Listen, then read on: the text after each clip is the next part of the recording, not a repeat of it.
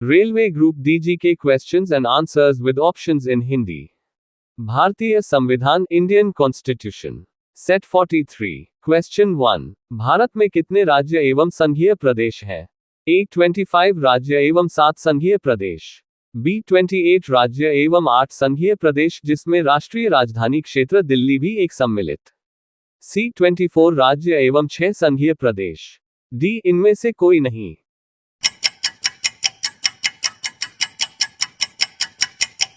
B 28 राज्य एवं 8 संघीय प्रदेश जिसमें राष्ट्रीय राजधानी क्षेत्र दिल्ली भी एक सम्मिलित। क्वेश्चन 2। संविधान के प्रथम अनुच्छेद के अनुसार भारत है?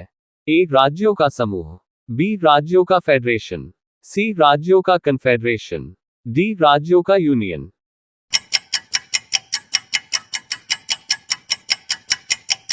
आंसर डी राज्यों का यूनियन। क्वेश्चन 3। नागरिकता संशोधन अधिनियम 1992 के अनुसार ए किसी भी बच्चे को भारत में जन्म लेने के कारण स्वतः भारतीय नागरिकता नहीं दी जाएगी, बी भारतीय पुरुष से विवाह करने वाली विदेशी महिला को भारतीय नागरिकता प्राप्त करने का अधिकार मिला, सी भारत के बाहर पैदा होने वाले बच्चे को यदि उसकी मां भारतीय है तो उसे भारतीय नागरिकता प्राप्त होगी, डी उपर्युक्त सभी।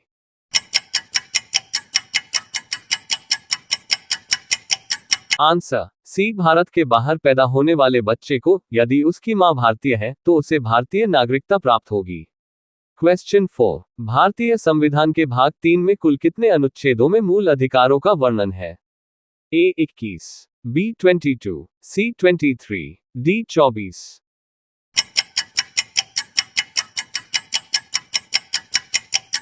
Answer D 24। क्वेश्चन 5। निम्नलिखित में से भारतीय संविधान के कौन से अनुच्छेद में किसी भी रूप में अस्पृश्यता निषेध के लिए प्रावधान है? ए अनुच्छेद 14, बी अनुच्छेद 17, सी अनुच्छेद 19, डी उपरोक्त में से कोई नहीं।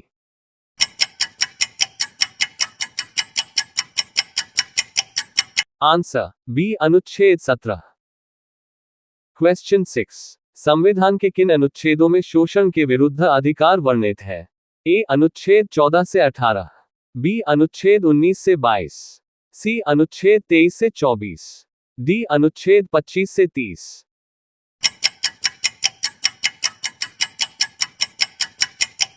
आंसर सी अनुच्छेद 23 से 24।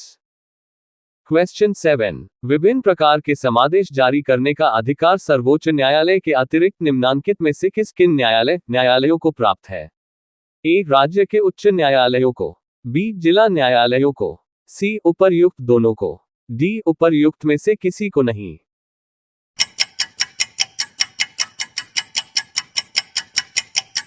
आंसर ए राज्य के उच्च न्यायालयों को। क्वेश्चन 8। भारतीय संविधान के अनुसार संपत्ति का अधिकार क्या है? ए मूलभूत अधिकार, बी विधिक अधिकार, सी दोनों, डी इनमें से कोई नहीं।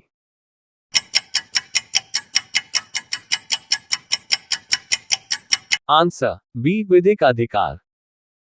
क्वेश्चन 9। मौलिक अधिकारों में संशोधन करने में कौन सक्षम है? ए राष्ट्रपति, बी लोकसभा, सी सर्वोच्च न्यायालय, डी संसद।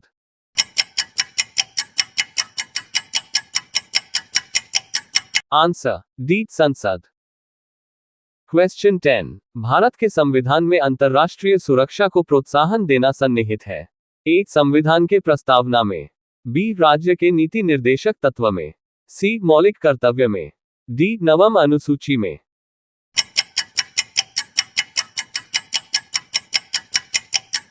आंसर बी राज्य के नीति निर्देशक तत्व में। क्वेश्चन 11। संविधान के किस अनुच्छेद में न्यायपालिका का कार्यपालिका से पृथक्करण का उल्लेख किया गया है? ए अनुच्छेद 45, बी अनुच्छेद 46, सी अनुच्छेद 58, डी अनुच्छेद 50।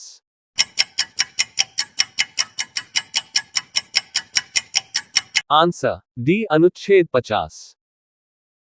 क्वेश्चन 12। वर्तमान में संविधान में कुल कितने मूल कर्तव्यों का उल्लेख है?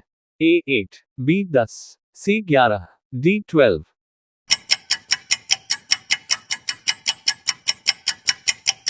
Answer C 11। क्वेश्चन 13। निम्नलिखित में से कौन सा एक प्रावधान भारतीय संविधान के अंतर्गत संसद के सदस्यों के विशेषाधिकारों तथा उन्मुक्तियों को निर्धारित करता है?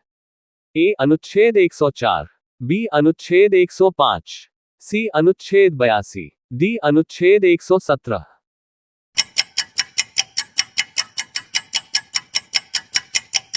आंसर बी अनुच्छेद 105। क्वेश्चन 14, भारत में संसद के दोनों सदनों की संयुक्त बैठकें किस लिए आयोजित की जाती हैं?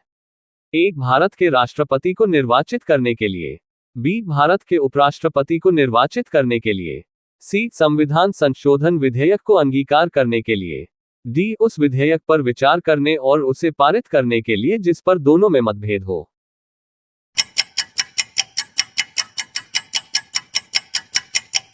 आंसर डी उस विधेयक पर विचार करने और उसे पारित करने के लिए जिस पर दोनों में मतभेद हो। क्वेश्चन 15, भारत की संचित निधि से धन निर्गम पर किसका नियंत्रण है? ए महानियंत्रक एवं महालेखा परीक्षक, बी भारत के वित्त मंत्री, सी अधिकृत मंत्री, डी संसद।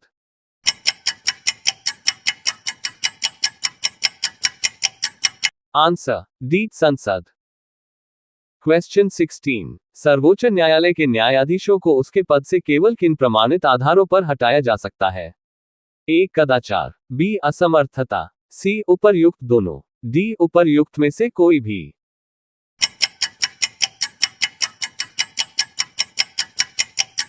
आंसर सी उपर्युक्त दोनों। क्वेश्चन 17, न्यायिक पुनर्विलोकन का अर्थ है कि सर्वोच्च न्यायालय ए को सभी प्रकरणों पर अंतिम अधिकार प्राप्त है, बी राष्ट्रपति के विरुद्ध दोषारोपण कर सकता है, सी उच्च न्यायालय द्वारा निर्णीत प्रकरणों का समालोचना कर सकता है, डी किसी भी राज्य के कानून को अवैध घोषित कर सकता है।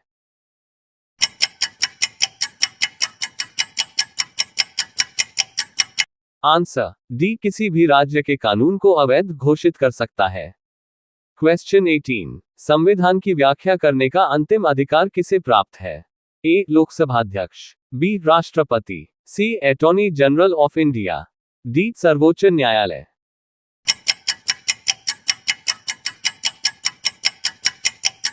आंसर डी सर्वोच्च न्यायालय। क्वेश्चन 19, पटना उच्च न्यायालय की स्थापना कब हुई? ए 1916 ईस्वी, बी 1917 ईस्वी, सी 1918 ईस्वी, डी 1921 ईस्वी।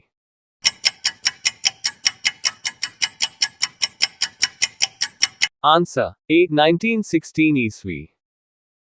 क्वेश्चन 20, उच्च न्यायालय में न्यायाधीश के पद पर नियुक्त होने के लिए क्या अर्हताएं होनी चाहिए?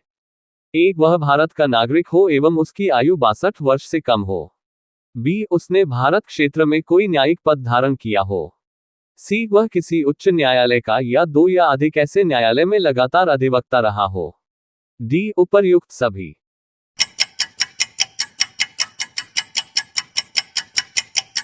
आंसर डी उपर्युक्त सभी।